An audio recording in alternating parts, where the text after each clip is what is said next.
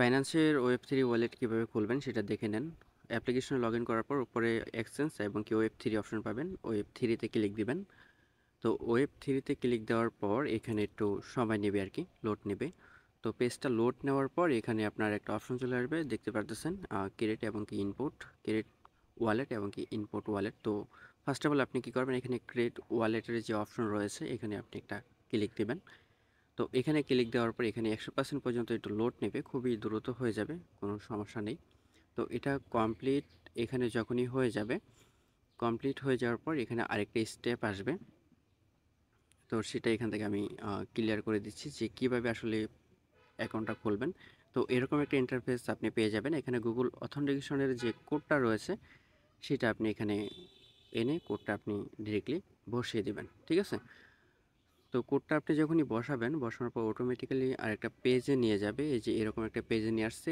এখন ব্যাকআপের একটা অপশন আছে, সেটার জন্য উপরে ওয়ালেটের অপশনে ক্লিক দেবেন, নিচে তারপর ব্যাকআপ অপশন দেখতে পারবেন, এখানে ক্লিক দেবেন। এটা হচ্ছে আপনার ওয়ালেট রিকভার করার জন্য। পরবর্তীতে আপনি যখনই আপনার বিনান্স অ্যাকাউন্ট লগ আউট করবেন, লগ ইন করতে যাবেন, তখন কিন্তু এটার প্রয়োজন পড়বে। তার জন্য এখানে ব্যাকআপ নাও এখানে একটা ক্লিক দিবেন, ঠিক আছে?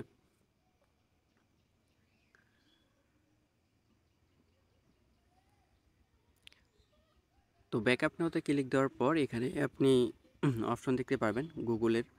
আপনি অবশ্যই গুগলের যে অপশনটা সেটা সিলেক্ট করবেন। এখানে পেজ কি বা গুগল অথেন্টিকেশনের কোড যদি চাই সেটা দিয়ে নেক্সট করবেন। তার পরবর্তীতে এখানে আপনার ইমেল অ্যাসেস চাবে আর কি, আপনার ইমেল দিতে বলবে। তো ইমেল দিয়ে দিবেন, যে কোনো একটা দিলেই হবে যেটাতে আপনার এটা রাখতে চান। তারপর এখানে কনফার্ম করতে বলবে। তো পারমিশন যেগুলো চাই সেগুলো আর কি একটা একটা করে দিয়ে দিবেন। দিয়ে দেওয়ার পর এখানে পিন কোড দিতে হবে 6 সংখ্যার। ওকে, 1 2 3 4 5 6 পর্যন্ত দিতে পারেন বা আপনার মন মতো দিয়ে নিতে পারেন। তো আপনি 6 সংখ্যার যে পিন কোডটা দিবেন এটা অবশ্যই আপনি মনে রাখবেন। তো পিন কোড আপনার যখনই সাকসেসফুলি দেওয়া কমপ্লিট হয়ে যাবে, তো কমপ্লিট হয়ে যাওয়ার পর এখান থেকে আপনার নিচে অপশন পেয়ে যাবেন কন্টিনিউ, এখানে ক্লিক দেবেন। তারপরে এখানে আই আন্ডারস্ট্যান্ডের দুইটা অপশন দেখতে পারবেন, দুটোতে ক্লিক দিয়ে আপনি কন্টিনিউ করবেন।